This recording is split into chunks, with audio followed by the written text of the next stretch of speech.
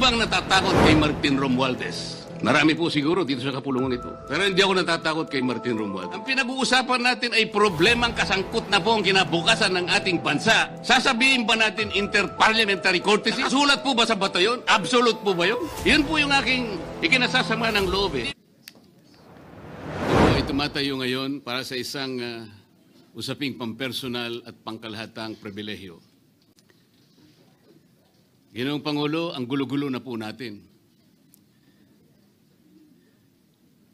Ito pong huling pagdinig sa Blue Ribbon Committee na kung saan ay lumabas po ang isang testigo na nagngangalang Master Sergeant Orly Gutesa. Ako po ay nabansagan na kulang po sa kortesiya. Para sa akin po ay hindi po tama na nagpapasaringan po tayo ng ganun. Iisa po ang ating layunin. Hindi po tayo magkakalaban sa layunin na matuntun po natin ang pinaka-problema kung bakit nasadlag po ang ating bansa sa ganitong kalagayan. Hindi ko naman po kasalanan ako po'y hanapin ni Sergeant Gutesa. Hindi ko po siya kilala eh. Hindi ko po kasalanan kung ako po ang hinanap niya at hindi iba. Nung pong makita ko po yung kanyang salaysay, ang sabi ko lamang po sa kanya ay, kung malakas ang loob mo talaga at naniniwala kang dapat mong gawin ito para sa iyong bansa, dalawa lang ang pwede mong gawin para sa akin. Ipanotaryo mo yan, at kung malakas ang loob mo, bukas ng umaga bago mag-alas 9, kailangan nandun ka na sa Senado. Alam po yung notaryo, para sa akin lang po yun eh. Gusto ko lamang siyang testingin kung talagang totoo nga ang kanyang mga gustong banggitin. Ang pinakamahalaga po ay haharap siya, tatayo, at susumpa sa kalagitnaan ng pagdinig. At doon ay pakikinggan natin. At doon ay sama-sama natin siyang i-interpolate. Tatanungin. Nakita naman po ninyo kung paano niya sinasagot ang bawat tanong.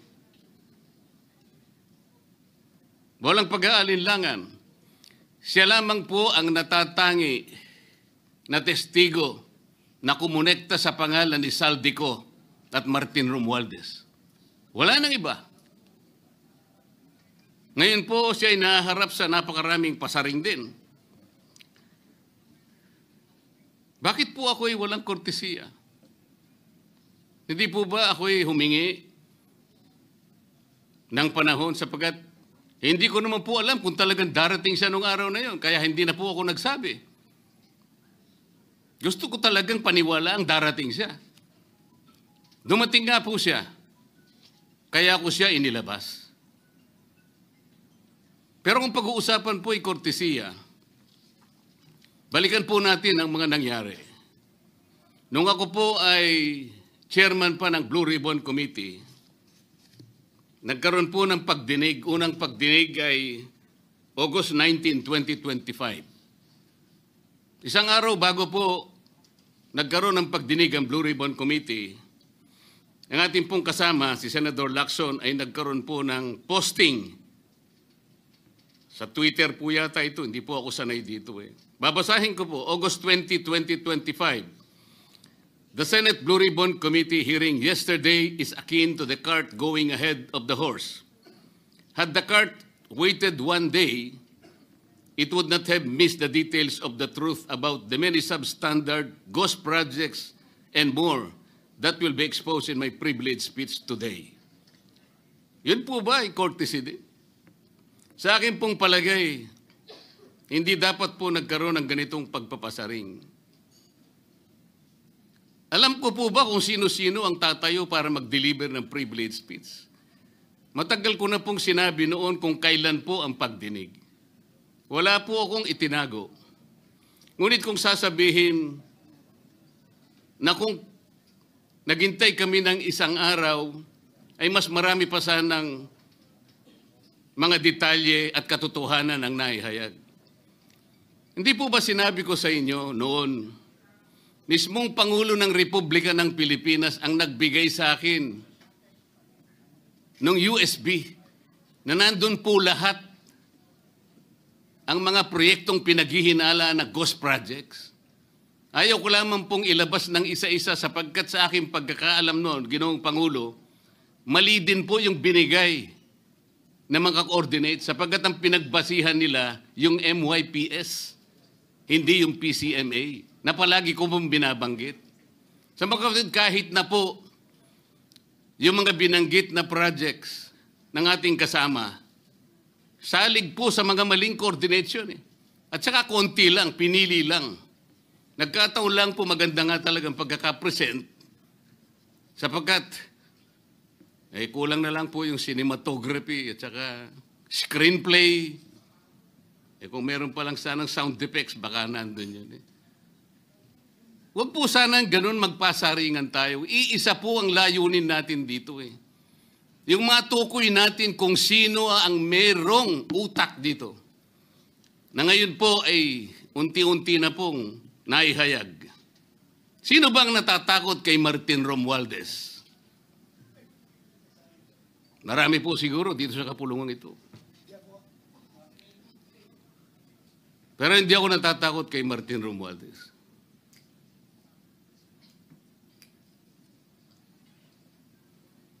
Ngayon po, kino-question po yung notarization ng statement ni Gutesa. Dahil yung babae po, yung abogadong babae, nag-notarize, tinalikuran po niya ang yung kanyang signature, yung kanyang pirma. Nandyan po ba yung assistant natin para ipakita po natin? Ayan po yung huling bahagi ng dokumentong ninotaryo doon sa opisina ng abogadang babae na ngayon ay tinatalikuran niya ang kanyang pirma. Doon sa right side po, ayan po yung ninotaryo sa dokumento ni Gutesa. Yung kaliwa po ay iba pong dokumento. Tingnan po ninyo yung pagkakahawig. Ibig po ba ninyong sabihin, Ginoong Pangulo, yun pong notarial details, yun po yung kulay blue, na kung saan nandyan yung PTR, nandyan po yung MCLE number, nandyan po yung kanyang roll number, ang kanyang address. Nakuha po ba ni Gutesa mula sa opisina ng abogada at in-stamp niya? Pagkatapos po yung detalye na nasa bandang kaliwa na kung saan makikita nyo document number, page number, book number, series of 2025. Makukuha po ba ni Gutesa mula sa libro, mula sa notarial register ng abogado? Paano niya makukuha? Tingnan po ninyo yung kabila, ganun din. Bakit po natin hahanapan ngayon si Gutesa at sasabihin pa natin dahil lamang tinalikuran ng babaeng nagnotaryo ang kanyang pirma? Pangkaraniwan na po kasi, Ginoong Pangulo, kahit pumunta kayo sa maraming lugar na kung saan nagnotaryo, hindi nyo po makikita roon ang abogado. Iaabot nyo lang sa kanyang papel ninyo, pagkatapos isosoli niya sa iyo, pagkatapos nyo magbayad. Itatanong po ba ni Ginoong Gutesa, bago siya umalis, tatanungin po ba niya doon sa babaeng kausap niya kung sino man yun, Madam, kayo po bang may pirma nito? Wala pong ganun eh. Ngayon, kung tatalikuran po ng abogado na yon ang kanyang pirma, ako na po mismo ang magdidirect ng prosecution sa kanya para ma-disbar siya. Sapagkat ginagamit po niya yung opisina na yon. Pakita po ba natin, pwede po nating ipakita yung opisina, yung kanya, ayan po yung kanyang lugar. Ang opisina po niya ay sa Ermita, ngunit yan po ay ginagamit niyang address. Ayan po makikita ninyo. Notary Public 24/7. Ibig niyo sabihin, nandyan at hindi na natutulog yung abogado na yan. Sigurado meron siyang tao dyan na pumipirma. At ginagaya na lamang ng kanyang staff o secretary yung pirma niya. Ganyan po palagi. Kalakaran. Kalakaran, ngunit hindi tama. sapagkat sa batas po ng notaryo, kailangan nakaharap po yung magnunotaryo sa nagpapanotaryo. Bakit po niya ngayon sinabi na hindi niya pirma yon? Maring hindi niya pirma, ngunit tinayaan niya kung sino man ang taong iyon na ipirma yung dokumento. Kagaya po ng nasabi ko, naging academic na po yung notaryo sapagkat ang tao ay tumayo sa ating kapulungan. Binasa niya yung kanyang statement. Yung mga bayarang media nga po, sinasabi pa kino-coach ko pa Bakit ko po siya sinabihan na dahan-dahan siya?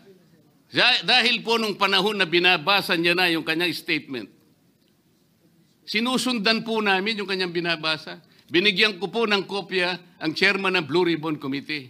Binigyan ko ng kopya ang ating Senate President at yung aking katabi si Senator Gatchalian dahil 4 lamang pong original ang meron kami. Yung binabasa pala niya ay Xerox copy kaya may naputol sa baba. Gusto ko lamang pong ma-record ng totohanan. Dahil doon sa umpisa po niya, merong isang linya po siyang nalaktawan. Alam po ito ng mga kasama natin na sinusundan po habang binabasa namin. Doon sa pangalawa po, 2 linya naman po ang nalaktawan niya. Kaya gusto ko lamang pong maging maayos ang pagre-record ng kanyang statement. Ano po sabi ng mga bayarang media? Hindi ko naman po nila lahat.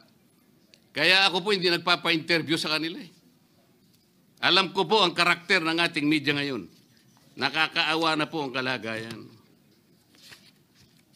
Binanggit na po ng dating Senate President ang nangyari do sa statement ni Diskaya. Siya ang kauna-unahang nagbigay ng statement na kung saan binanggit ang 17 congressmen. Ngunit nakakapagtaka. Hindi na po natin tinutuntun yung 17 na yon. Kagaya na nga sinabi ng Senate President, napupunta na, natutuon na yung pagtuntun sa mga kasama natin dito. Bakit po? Natatakot ba tayo kay Martin Romualdez? Siguro po, yung iba sa inyo natatakot. Ginoong Pangulo, naghalo na po ang balat sa tinalupan. Bakit po? Ngayon ko lamang po nakita sa pagdinig ng Blue Ribbon Committee. Nandun po yung Justice Secretary.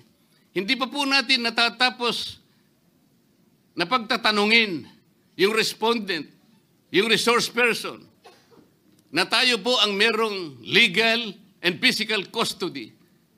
Hindi ko maintindihan kung bakit dadalhin niya sa kanyang opisina at pagbalik niya, meron na siyang supplemental affidavit. Ano po ba itong nangyayari sa atin?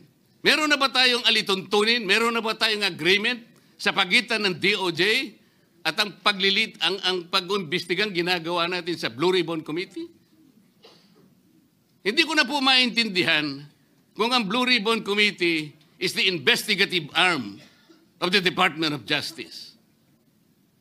Ang sabi ko po nung nasa ikalimang pagdinig pa lang tayo, sapagkat nakikita ko na po ito, kaya po naghangad pa ako sa ating chairman no, na sana'y paraanin niya ako, meron lang akong gustong isang guni muna at pag-usapan sana muna.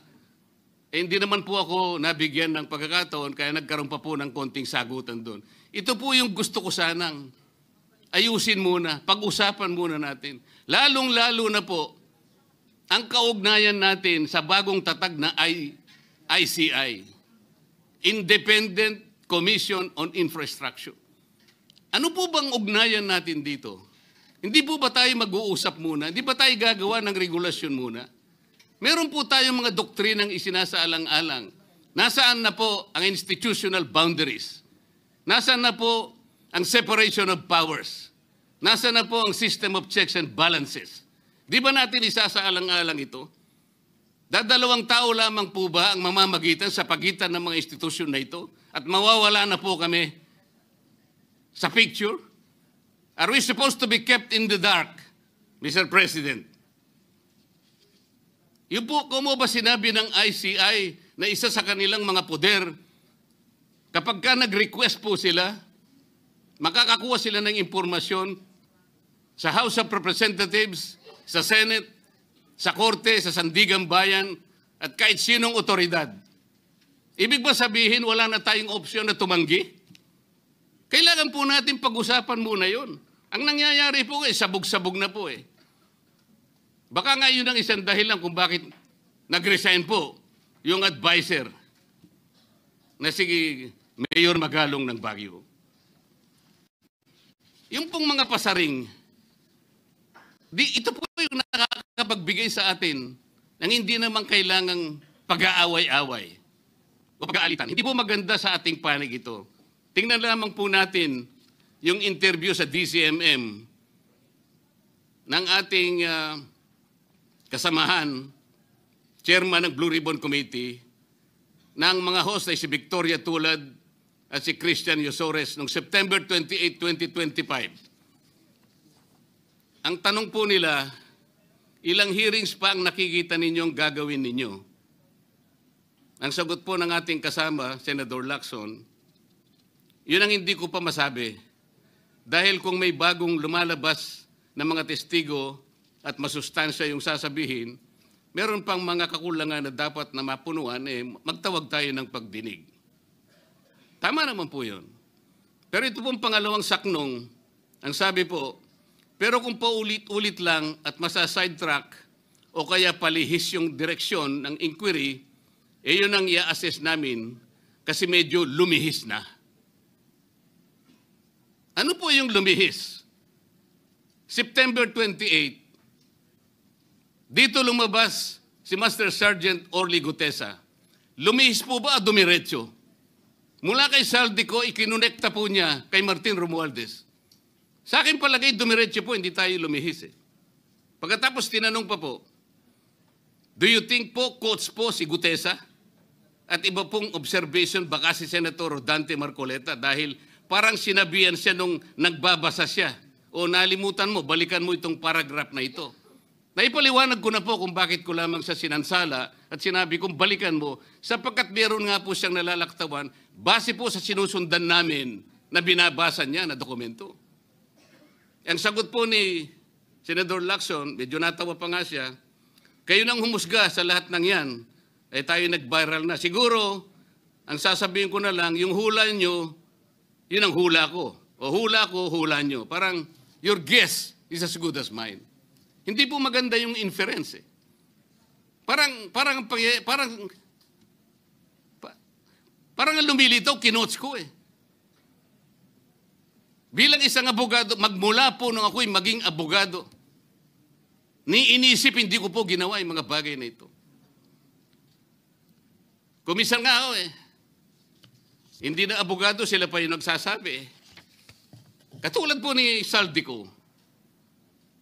Ang sabi ko lang naman po eh, matunog na yung pangalan niya. Napakaraming sources na nagsasabi, kumukonekta kay Saldico, pwede ba natin siyang imbitahin? Ang sabi po, hindi na raw siya imbitahin because of interparliamentary courtesy.